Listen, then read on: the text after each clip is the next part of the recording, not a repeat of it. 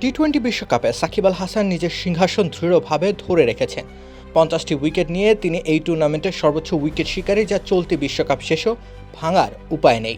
এই বিশ্বকাপে তাকে ছাড়িয়ে যাওয়ার সম্ভাবনা শুরুতে ছিল অ্যাডাম জাম্পা, ওয়ানিন্দু হাসানাঙ্গা এবং রশিদ খানকে ঘিরে, কিন্তু শেষ পর্যন্ত তিনজনই নিজের খেলা শেষ করে ফেলেছেন। জাম্পার অস্ট্রেলিয়া দল সুপার 8-এ ওঠেনি, রশিদের আফগানিস্তানও প্রথম পর্ব টপকাতে পারেনি, আর শ্রীলঙ্কার অলরাউন্ডার ওয়ানিন্দু হাসানাঙ্গা চোটের কারণে টুর্নামেন্ট থেকে ছিটকে গেছেন। হাসানাঙ্গা প্রথম ম্যাচে দারুণ শুরু করেছিলেন, 4 ওভারে 25 রান দিয়ে 3 উইকেট নেন। তবে 37 উইকেট নিয়ে টুর্নামেন্ট শুরু করা এই লেগ স্পিনারের কৃতিত্ব থেমে যায় মাত্র 40-এ। হ্যামস্ট্রিং চোট নিয়ে সরে যেতে হয় তাকে। অন্যদিকে জাম্পা শেষ পর্যন্ত 44 উইকেটে পৌঁছেছেন, যা সাকিবের পর দ্বিতীয় সর্বোচ্চ। গেল ম্যাচে ওমানের বিপক্ষে 4 উইকেট নেওয়ার ফলে জাম্পার উইকেট সংখ্যা বেড়ে দাঁড়িয়েছে 44-এ। রশিদ খান 4 ম্যাচে মাত্র 6 উইকেট নিয়েছেন, যা তাকে এই টুর্নামেন্টের তৃতীয় অবস্থানে রেখেছে।